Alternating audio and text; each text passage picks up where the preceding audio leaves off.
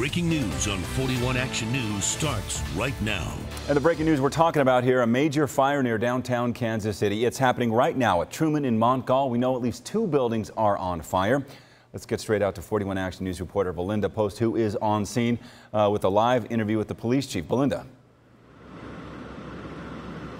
In fact, Richard, we're actually here with the fire chief, but the exciting thing here is it does look like the fire is out. I've been to a lot of fires, and not very often do you see embers flying just from blocks away, and really just that intense smoke smell. So joining me is Kansas City Fire Chief Paul Berardi. So please tell us how you guys became aware of the situation. Well, we got the call right about 5 o'clock this morning, just a little bit before 5. Our first companies arrived, and the building was heavily involved on arrival, and we went immediately defensive. Set up a perimeter and began a defensive attack. And something I understand, there were actually some officers from a nearby police station. They were heading down south, and they actually saw some delivery trucks that were on fire. It looks like we're over here at Furniture USA Appliances. Talk about when you guys got here. There were flames shooting through the roofs. What's that like? There was flames through the roof. There were flames out the back door. On the north side of the building, we're looking at side A right here, which is the south side of the building.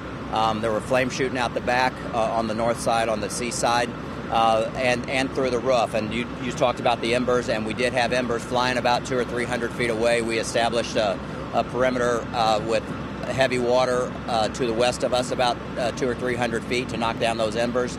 Establish a collapse zone, and you can see that ultimately that the front of the building did come down within the collapse zone, and so everybody's safe. There's no injuries. We never made entry, and there are no injuries to civilians or firefighters. And there's so many battalion chiefs. You're obviously the fire chief out here, 60 firefighters. Talk about just the collaborative effort. So when we came in here, it was a defensive mode. They initially called for a couple of extra companies just due to the pure water and be able to take care of those embers that I talked about. Then we were concerned about the collapse zone, and so he called in an additional chief officers to set up our different divisions. And so when that happened, then that brought on the second alarm. And so now it's just a surround and drown, and we'll be releasing companies soon. So when we say surround and drown, what are you guys actually doing in there? That's exactly what we're doing. We're in a defensive mode, surrounding the building, making sure that the flames are doused, and staying away from the structure, and making sure the building doesn't collapse on us. Well, thank you so much, Paul. I know it's been a very busy morning for you. Coming up in about half an hour, we will talk to a tow truck driver who actually says that he saw this. He says he called 911. Again, there are people just in the blocks around your radius that saw this fire because it just was so big and intense, as some of that video you just saw. Reporting live in Kansas City, Belinda Post, 41 Action News today.